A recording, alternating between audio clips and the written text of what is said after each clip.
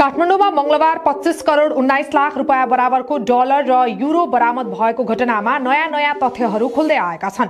सिन्धुपाल्चोक भोटेकोशी गाउँपालिका 1 का 43 वर्षीय फुच्चे भनिने कुसाङ लामाले सो ट्रकमा विदेशी मुद्रा लोड गरेर केरुङ हुँदै चीन लैजान लागेका थिए र उनले आफू ट्रक लिएर कपडा किन्न चीन जान लागेको बताएका थिए।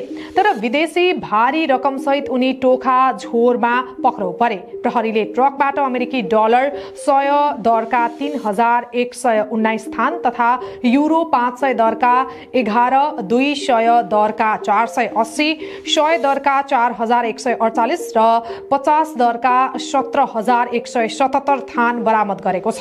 यो रकम हालको विनिमय दर अनुसार 25 करोड 19 लाख 24,950 रुपैयाँ हुन्छ। सुन तस्करीमै संलग्न संगठित अपराध यो घटनामा संलग्न रहेको प्रहरीको प्रारम्भिक निचोड छ। प्रहरीका अनुसार यो रकमको मालिक चिनिया नागरिक रहेको र कुसाङले रसवागढीसम्म मात्रै पुर्याउने जिम्मा पाएका थिए। सूचना चुहिएपछि काठमाडौँ उपत्यका अपराध अनुसन्धान कार्यालयबाट खटिएको टोलीले उनलाई पक्राउ गरेको थियो। ट्रकमा शंकास्पद सामग्री लोड गरेर केरुङतर्फ जाँदै गरेको सूचनापछि प्रहरी निगरानीमा थियो। यही क्रममा टोखाको झोरमा ट्रक फेला पर्यो। तलासी लिँदा सुरुमा केही फेला परेन। प्रहरीले थप अनुसन्धानका लागि भन्दै ट्रक सहित उनलाई टेको स्थित कार्यालय परिसर ल्यायो। सोधपुछ थाल्यो तर कुसाङले मुख खोलेनन्।